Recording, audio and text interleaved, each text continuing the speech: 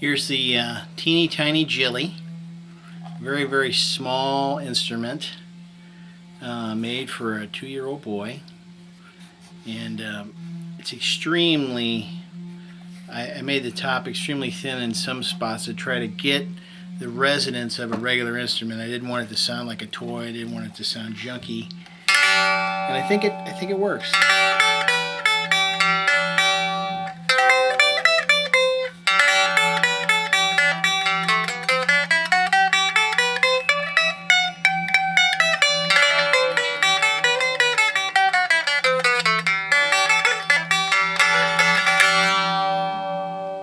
I moved my shop outside to the garage, hoping to escape, ambient noises of the house, as well as have a better place to work. And my neighbor's remodeling his house, so you'll hear various power tool noises on this video, I'm sure.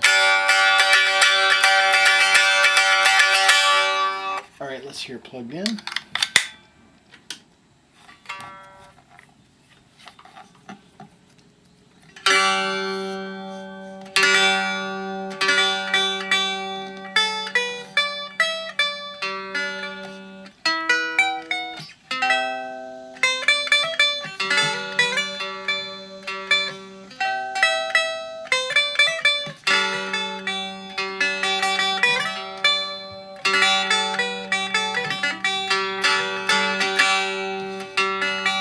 So it's tuned G, D, G. It's got a 17.5-inch scale. I'll go over the details here real quickly.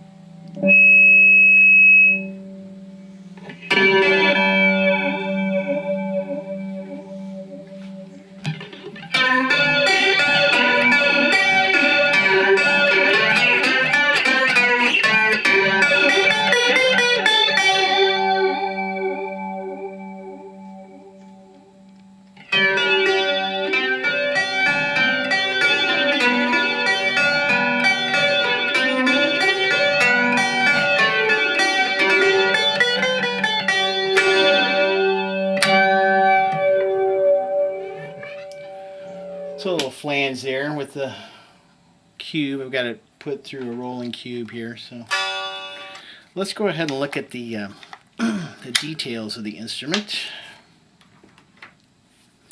Oh, it's sweltering out here.